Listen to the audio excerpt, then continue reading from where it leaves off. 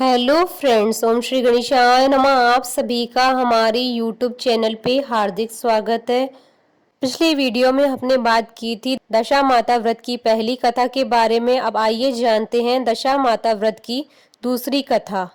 एक घर में सास बहू रहती थी। बहू का पति परदेश में गया था। एक दिन सास ने बहू से गांव में से आग लाकर भोजन पकाने को कहा।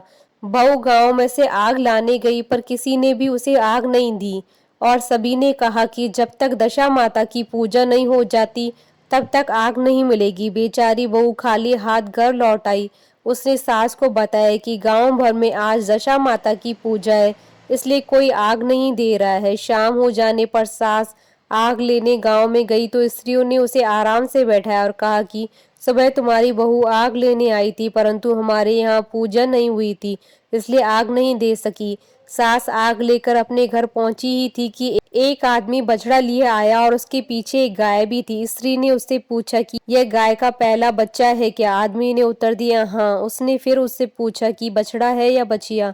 उसने जवाब दिया कि बछड़ा है। सास ने घर जाकर बहू से कहा, आओ हम दोनों भी दशा माता का डोरा लें और व्रत करें। दोनों सास बहू ने डोरा लिया। सवेरे से व्रत प्रारंभ किया। 9 व्रत पूरे हो जाने पर 10वें दिन डोरे की पूजा की। सास बहू दोनों ने मिलकर गोल गोल 10-10 अर्थात कुल 20 फेरे बनाए और 21वां बड़ा फेरा गाय को दे दिया। पूजन समाप्त होने पर सास बहू दोनों पारण करने बैठी। उसी समय बुढ़िया के बेटे ने परदेश से लौटकर दरवाजे पर आवाज लगाई। आवाज सुनकर माँ ने सोचा कि क्या हुआ। थोड़ी देर बेटा दरवाजे पर ही खड़ा रह जाएगा, मैं पारण करने के बाद दरवाजा खोलूंगी। इधर बहू ने आवाज सुनी तो उसे रुकने का साहस नहीं हुआ। अपनी थाली का अन्न इधर उधर करके झट से पानी पीकर उठ गई। उसने जाकर दरवाजा खोला। पति ने उससे पूछा कि अम्मा कहाँ है? बहू ने उत्तर दिया, वह तो अभी पारण कर रही है। तब पति बोला, मैं तुम्हारे हाथ का जल भी नहीं पीऊंगा, क्योंकि मैं 12 बरस से घर आया हूँ। इतने दिनों न जाने तुम किस प्रकार रही होगी। अम्मा आएगी, वह जल लाएगी, तभी जल पीऊंगा। यह सुनकर स्त्री चुपचाप बैठ गई।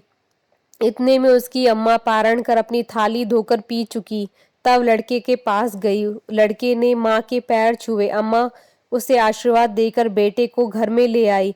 माता ने थाली परोस कर रखी। बेटा भोजन करने लगा। उसने हाथ में पहला ग्रास ही लिया था कि फेरों के वे टुकड़े जो बहू ने अपनी थाली में फेंक दिए थे अपने आप बेटे के सामने आने लगे। बेटे ने माँ से पूछा, ये सब क्या हो रहा है? माँ बोली, मैं क्या जानूं बेटा, बहू जाने। यह सुनकर बेटा आग बबूला होकर बोला, ऐसी बहू मेरे किस काम की, जिसके चरित्र की तुम साक्षी नहीं हो। उसको मैं घर में नहीं रख सकता, इससे अभी घर से निकालो। यदि ये घर रहेगी तो मैं घर नहीं रहूंगा। माँ ने बेटे को व्रत के पारण का सब हाल बताकर इस तरह से समझाया, परंतु वह मानने को तैयार नहीं हुआ। वह यही कहता रहा कि इसे घर से बाहर करूं तो ही मैं रह सकता हूँ। माँ ने सोचा बहू को थोड़ी देर के लिए बाहर कर देती हूँ, जब लड़के का गुस्सा उतर जाएगा तब बहू को बुला लूंगी। बुढ़िया ने बहू से कहा, डेयरी के पास जाकर पेड़ के नीचे थोड़ी देर के लिए खड़ी हो जा। जब बहू पेड़ के नीचे खड़ी हुई तो पेड़ बोला, मुझसे हटकर खड़ी हो, मैं दशा माता की विरोधी को छाया नहीं दे सकता। इस पर वह वहां से चलकर घड़ोची के पास गई। घड़ोची बोली, मुझसे हटकर खड़ी हो, मुझ पर इतना भार घड़ों का नहीं है जितना तेरा है। वह यहाँ से भी हटकर कूड़े के ढेर पर खड़ी हो गई। कूड़े का ढेर भी बोला, मुझ पर भार इतना कूड़े का नहीं है जितना तेरा है, चल यहाँ से हटकर कहीं और खड़ी हो जा। इस प्रकार उसे कहीं भी खड़ा नहीं होने दिया गया। वह अपने मन में दुखी हुई। वह जंगल में चली गई। जंगल में भूखी प्यासी घूमती फिरती एक सूखे कुएं में गिर पड़ी। वह उसमें गिरी परंतु उसे चोट नहीं आई। वह नीचे बैठ गया। अचानक राजा नल वहां शिकार खेलते खेलते वहां पहुंच गए। उसके साथी बिछड़ गए थे। वह प्यास के कारण उसी कुएं में आए जिसमें वह स्त्री बैठी थी। राजा नल के भाई ने कुएं में पानी के लिए लोटा डाला तो उस स्त्री ने लोटे को पकड़ लिया। भाई ने नल से कहा कि इस कुएं में किसी ने लोटा पकड़ लिया है। तब राजा नल ने कुएं में आकर कहा कि तुम यदि पुरुष हो तो मेरे धर्म के भाई हो, और यदि स्त्री हो तो मेरी धर्म की बहन हो। तुम जो भी हो बोलो, मैं तुम्हें बाहर निकाल लूंगा। स्त्री ने आवाज दी। राजा ने उसे बाहर निकाल लिया और हाथी पर बैठाकर राजधानी में ले आया। महाराज को शिकार से लौटकर महलों की ओर आते देखकर सेवकों ने महारानी को महाराजा के आने की सूचना दी। सेवकों ने एक स्त्री को भी हाथी पर बैठा देखकर रानी को बताया। महाराजा एक नई रानी भी साथ ला रहे हैं। यह जानकर रानी बहुत दुखी हुई। इतने में महाराज भी वहां आ गए। रानी ने हाथ जोड़कर विनती की, महाराज मुझसे ऐसी क्या गलती हो गई जो आपने मेरे रहते दूसरा विवाह कर लिया। राजा नल ने हंसकर उत्तर दिया, वह तुम्हारी सौत नहीं ननंद है, मेरी धर्म की बहन है।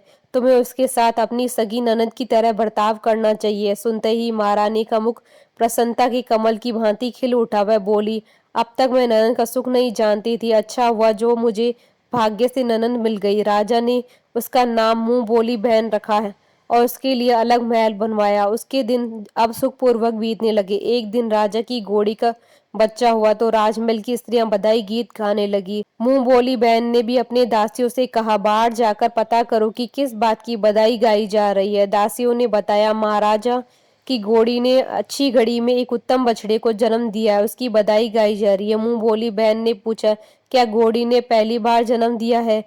दासियों ने उत्तर दिया, हाँ। तब मुंह बोली बहन ने महारानी के पास जाकर कहा, आओ भाभी रानी, हम तुम दोनों दशा माता का डोरा ले। रानी ने पूछा, डोरा क्या चीज है, मुझे समझाओ। वह बोली, दशा माते के व्रत का नियम है कि पहले पहले जब गाय या घोड़ी या स्त्री के प्रसव की खबर सुने तब डोरा लेकर व्रत आरंभ करते हैं।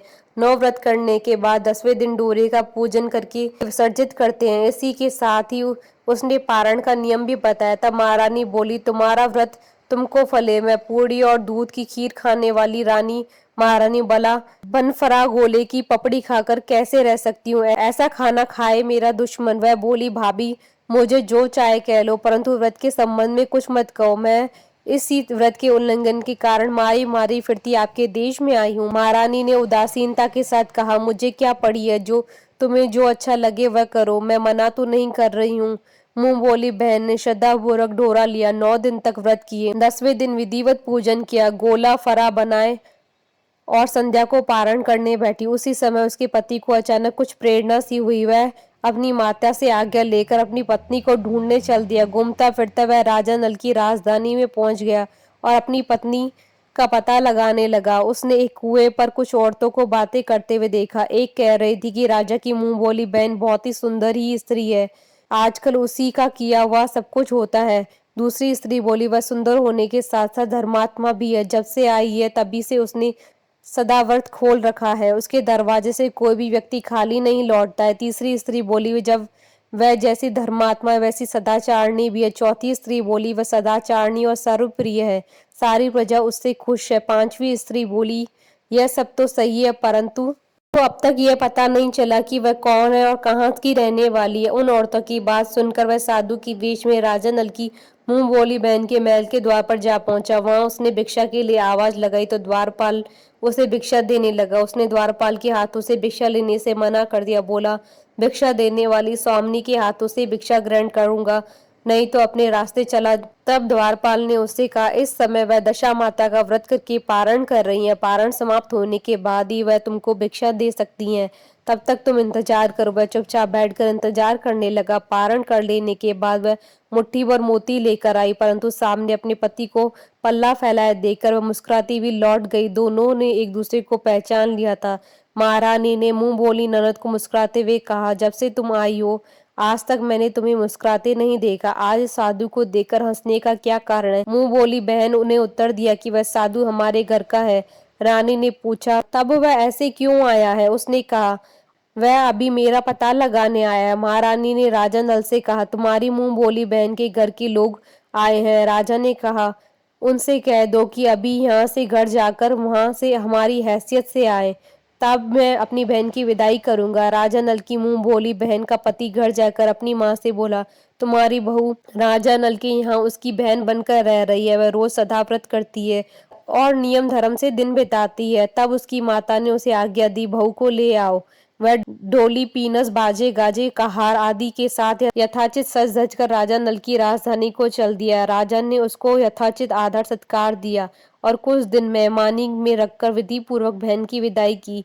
जब वह महल के बाहर निकल चलने लगी तो महल भी उसके पीछे पीछे चलने लगा। तब महारानी बोली, ननद जी तुम चली और मेरा महल भी ले चली, जरा पीछे मुड़कर देखती जाओ। जो ही उसने मुड़कर पीछे की ओर देखा तो राजा का संपूर्ण राजसी वैभव अचानक लुप्त हो गया। राजा की मुंह बोली बहन तो अपने पति के साथ आनंद से रहने लगी, परंतु राजा नल और रानी का यह हाल हो गया कि वे दोनों कमरी कतरी ओढ़े फिरने लगे। उसके भोजनालय में पत्ते खड़खड़ाने लगे। राजा नल ने रानी से कहा, अब हमें यहाँ से कहीं दूसरी जगह चले जाना चाहिए। रानी पतिव्रता स्त्री थी, उसने राजा की आज्ञा मान ली। चलते चलते वे गांव के पास पहुंचे। वहां पर बेरी के पेड़ पर बेर लगे हुए थे। राजा रानी दोनों भूखे थे। उन्होंने बेरों को उठाया तो बेर लोहे के हो गए। इस प्रकार राजा रानी जिस वस्तु को भी हाथ लगाते वह कंकड़ पत्थर में बदल जाती थी। इतने पर भी राजा रानी आगे बढ़ते गए। रास्ते में उन्हें एक व्यापारी मिला। व्यापारी ने राजा रानी को पहचान लिया। उसने राजा रानी के भोजन के लिए सेर भर आटा दे दिया। वे आटा लेकर नदी किनारे गए। वहां रानी भोजन बनाने लगी और राजा नल स्नान करने चले गए। उस नदी में मछुआरे मछलियां पकड़ रहे थे। मछुआरों ने राजा को 4 मछलियां दी। रानी ने मछलियां भूनकर रोटियां बना ली। राजा नल भोजन करने बैठे तो रोटियां ईंट में परिवर्तित हो गई और मछलियां उछलकर नदी में चली गई। वहां से चलकर राजा रानी अपनी मुंह बोली बहन के यहाँ है। बहन को जब पता चला कि भाई भाभी आए तो उसने सेवकों से पूछा कैसे आए हैं। सेवकों ने कहा भिखारियों के हाल में आए। यह सुनकर उसे बड़ी लज्जा हुई। उसने राजा रानी को एक कुम्हार के यहाँ ठहरा दिया। शाम को थाल सजाकर बहन स्वयं भाभी से मिलने कुम्हार के घर गई। उसने भाभी के सामने थाल रखा तो भाभी ने कहा इस थाल में जो कुछ भी है उसे कुम्हार के चक्के के नीचे रख दो और चली जाओ। ननद थाल का सामान चक्के के नीचे रखकर चली गई। थोड़ी देर में राजा ने आकर रानी से पूछा, कहो बहन आई थी, क्या लाई थी? रानी ने कहा आई तो थी पर जो कुछ भी लाई थी मैंने इस चक्की के नीचे रखवा दिया। राजा ने वहां देखा तो वहां कंकड़ पत्थरों के सिवा कुछ भी नहीं था। राजा को समझते देर नहीं लगी कि यह सब बुरी दशा के कारण है। भला वह मेरे लिए कंकड़ पत्थर क्यों लाएगी? अब राजा रानी वहां से चलकर अपने मित्र के घर गए। मित्र को लोगों से पता चला तो उसने पूछा कैसे आना हुआ है? उन्होंने उत्तर दिया भिखारियों के हाल में आए। मित्र ने दुखी होकर कहा कोई बात नहीं है, जैसे आए हैं वैसे आए हैं, आखिर मित्र हैं, उन्हें महल में ले आओ। मित्र ने उन दोनों का स्वागत किया, स्वादिष्ट भोजन कराया। एक कमरे में उनके लिए अलग से पलंग बिछवा दिए। उस कमरे में एक खूंटी पर नौलखा हार टंगा था। आधी रात के समय राजा सो गए परंतु रानी जाग रही थी। रानी ने देखा कि हार वाली खूंटी के पास दीवार में एक मोर का चित्र बना हुआ है। मोर धीरे धीरे हार को निगल रहा है। राजा ने रानी को जगाकर वह दृश्य दिखाया। राजा ने सोचा यहाँ से चुपचाप भाग चलना चाहिए, नहीं तो सवेरे चोरी का कलंक लगेगा। तब मित्रों को क्या मुख दिखाएंगे? बेचारे राजा रानी उठकर जंगल की तरफ चले गए। दोनों चलते चलते एक दूसरे राजा की राजधानी में पहुंच गए। वहां अतिथि और भिक्षुओं का सदाव्रत किया जाता था। वे दोनों भी सदाव्रत लेने गए परंतु उस समय सदाव्रत बंद हो चुका था। वहां के अधिकारियों ने कहा कि यह लोग न जाने कहाँ के अभागे आए हैं कि इन्हें देने के लिए कुछ भी नहीं बचा, फिर भी इन्हें एक मुट्ठी चने दे दो। उन्होंने इस प्रकार से अनादर और कड़वी बातों सहित दान लेना अस्वीकार कर लिया। वे दानाध्यक्ष की निंदा करते हुए बोली कि ऐसी कंजूसी तो सदाव्रत देने के नाम पे क्यों करता है? दानाध्यक्ष बोला यह तो बड़ा घमंडी भिक्षुक लगता है, भीख भी मांगता है और गाली भी देता है। इनको हवालात में डाल दो। इस प्रकार दोनों को एक कोठरी में बंद कर दिया गया। एक एक मुट्ठी चने दोनों को खाने के लिए मिलने लगे। जिस कोठरी में राजा रानी को बंद किया गया था उसी के पास आम का रास्ता था। एक जमादारनी राजा की गुड़साल साफ कर रही थी, उसी रास्ते से निकला करती थी। एक दिन वह बहुत देर से निकली। रानी उससे पूछने लगी कि आज तुम्हें देर कैसे हो गई? वह बोली कि आज राजा की घोड़ी को बछड़ा हुआ है, उसकी टहल में देर हो गई। रानी ने पूछा घोड़ी का पहला प्रसव है क्या? जमादारनी ने बताया पहली बार। रानी ने फिर पूछा बछड़ा हुआ या बछड़ी? जमादारनी ने कहा अब बहुत अच्छा बछड़ा हुआ है। यह सुनकर रानी ने राजा से कहा एक बार मैंने तुम्हारी मुंह भोली बहन के डोरे का अनादर किया था, उसी दिन से हमारी दशा बदल गई। मैं आज दशा माता का डोरा लेना चाहती हूँ। राजा ने कहा परंतु यह पूजा की सामग्री कहाँ से आएगी, उसकी नियम धर्म का पालन कैसे होगा? रानी ने उत्तर दिया कि दशा माता ही सब कुछ करेगी, मैं तो उन्हीं के नाम लेकर डोरा लेती हूँ, फिर जो होगा देखा जाएगा। रानी ने 9 तार राजा की पगड़ी में से और एक तार अपने आंचल का लेकर अपना डोरा तैयार किया और उसी समय से व्रत करने लगी। थोड़ी देर में वहां राजा अपनी घोड़ी को देखने के लिए उसी रास्ते से निकला। राजा ने नल दमयंती को देखा, कोठरी में बंद देकर पूछा कि वे लोग कौन है, इनका क्या अपराध है? पैरोदारों ने कहा ये लोग भिक्षा लेने आए थे, ये आपको आशीर्वाद देने के बदले गालियां दे रहे थे, इसी कारण दानाध्यक्ष ने इन दोनों को कैद में डाल दिया। राजा ने कहा यह तो इनका कोई अपराध नहीं है, इनको मनवांछित भिक्षा नहीं मिली होगी इसलिए यह गालियां देने लगे होंगे। इनको संतुष्ट करना चाहिए था, ना कि कैद में डाल देना चाहिए था। इनको अभी रिहा करो। राजा की आज्ञा से उसी समय दोनों को कोठरी से बाहर निकाला गया। राजा उनके पांव में पद्म और माथे पर चंद्रमा देखकर पहचान गया, ये तो राजा नल और रानी दमयंती है। इस पर उसने दोनों हाथों से हाथ जोड़कर क्षमा मांगी और हाथी पर बैठाकर अपने महल में ले गए। कुछ दिन तक राजा के यहाँ रहकर उन दोनों ने पूरे राशि ठाट के साथ अपनी राजधानी की ओर प्रस्थान किया। रास्ते में वे पहले अपने मित्र के यहाँ आए। मित्र ने राजा नल की आने की खबर सुनकर लोगों से पूछा, मित्र आए तो कैसे आए हैं? लोगों ने कहा, अब की बार तो राशि ठाट बाट के साथ हाथी घोड़े पर डंका निशान पालकी पीनस व फौज को साथ लेकर आए हैं। मित्र ने कहा, अच्छी बात है, आने दो। मेरे लिए तो जैसे तब थे वैसे अब भी हैं, आखिर है तो मित्र ही। राजा रानी मित्र के महल में गए। मित्र ने उनको आदर सत्कार के साथ उसी स्थान पर ठहराया जिस स्थान पर पहले ठहराया था। आधी रात के समय जब राजा सो रहे थे और रानी पैर दबा रही थी, तब रानी ने देखा कि मोर का चित्र जो पहले हार को निगल रहा था उसे उगल रहा है। रानी ने राजा को जगाकर यह दृश्य दिखाया। राजा नल ने अपने मित्र को बुलाकर दिखाया। मित्र बोला कि मैंने तब भी तुमको चोर नहीं समझा था और न अब समझता हूँ। यह दृश्य तुम्हारी बुरी दशा का फल है। आप निश्चिंत रहिए, मेरे मन में कोई मैल नहीं है। मित्र के यहाँ से चलकर राजा रानी अपनी मुंह बोली बहन के यहाँ गए। उसने सुना राजा भैया आ रहे हैं तो उसने लोगों से पूछा, कैसे आ रहे हैं? लोगों ने कहा, जिस प्रकार राजा को आना चाहिए उसी प्रकार आ रहे हैं। उसने कहा, उनको मेरे महल में ले आओ। जब राजा नल का हाथी बहन के महल की ओर बढ़ा तब रानी ने कहा, आप अपनी बहन के घर जाइए, मैं तो उसी कुम्हार के घर रहूंगी जिसके पहले ठहरी थी। राजा ने कहा, जिस कारण इतने दुख उठाए तुम फिर उनसे झगड़ा मोल लेना चाहती हो, यह तुम अच्छा नहीं कर रही हो। परंतु रानी नहीं मानी, वह कुमार के घर ठहरी। राजा बहन के घर चले गए। शाम को राजा की बहन भाभी के लिए थाल सजाकर कुमार के आई। उसने भाभी के सामने थाल रख दिया। भाभी सोने चांदी के गहने उतार उतार कर रखने लगी और कहने लगी, खाओ रे मेरे सोने चांदी के गहने, खाओ, हम भूखे नंगे क्या खाएंगे। यह उलाना सुन ननद बोली, यह उलाना किसे देती हो? मुझसे उस समय जो कुछ भी हो सका उस समय लाई थी, वही अभी भी लाई हूँ। विश्वास न हो सके तो चक्के के नीचे अब भी देख लो। सचमुच चक्के के नीचे देखा तो वहां पर मणिक मोतियों का ढेर लगा था। रानी यह सब देखकर सन्न रह गई। वह बोली, ननद जी तुम्हारा कोई दोष नहीं है, तो हमारी बुरी दशा का परिणाम था। रानी ने ननद का लाया हुआ सब सामान और अपनी तरफ से कुछ और जवाहरात मिलाकर ननद को वापस कर दिया, परंतु ननद को पूजा का न्योता देना भूल गई। वहां से चलकर राजा सूरा गाय के पास आए। गाय ने सेना सहित राजा को पेट भर दूध पिलाया। वहां से आगे चलकर वह नदी के तट पर पहुंचे। वहां पड़ाव डाला, भोजन बनाया गया। जब राजा भोजन करने बैठे तो उसी समय नदी में से उछलकर गिरी हुई भुनी भुनाई मछलियां अपने आप थाली में गिर पड़ी। वह रोटियां जो ईंट बन गई थी फिर रोटियां बन गई। राजा ने कहा, यह सब क्या हो रहा है? कुछ समझ में नहीं आता है। रानी ने बताया कि ये रोटियां और मछलियां वे ही हैं जो उस दिन हमें नसीब नहीं हुई थी। मैं यदि आपसे उस समय कहती तो तली हुई मछलियां जल में उछल गई थी और रोटियां ईंट बन गई, तो आप कदापि इस सच को नहीं, इसी कारण मुझे बहाना बनाना पड़ा। अब राजा रानी अपनी राजधानी की ओर आगे बढ़े। जब राजा की फौज अपनी राजधानी के समीप पहुंची तो वहां के लोगों ने समझा कि दूसरे राजा ने राजधानी पर आक्रमण कर दिया। वे घबरा गए। वहां के लोग नजराना लेकर राजा से मिलने गांव के बाहर आए, परंतु यह क्या, यह तो अपने राजा हैं। लोगों का प्रसन्नता का ठिकाना न रहा। वह श्रद्धा भक्ति के साथ महाराज के आगे चल कर उनके महल को ले गए। राजा रानी ने महल में प्रवेश किया। रानी ने तुरंत दशा माता की पूजा का प्रबंध किया। उस पूजा में नगर की सभी सौभाग्यवती स्त्रियों को बुलाया। भगवती की भोग के लिए सब प्रकार के पकवान बनाए गए। आटे की 10 बत्तियां, 10 शक्कर की गुंजिया, 10-10 अठवाइयां सुहागनों की आंचल में डाली। सुहागनों का श्रृंगार करके दशा माता की पूजा आरंभ हुई। कलश स्थापित करके दीपक को जलाया गया, परंतु उसकी बत्ती नहीं जली। इस पर पंडितों ने कहा, कोई न्योता पाने वाला न्योतने को नहीं रह गया, स्मरण किया जाए, उसके आने पर दीपक जल जाएगा। रानी ने सोच विचार कर बताया कि ननद न्योतने में से रह गई है। पंडितों ने कहा, उसे फौरन बुलाया जाए।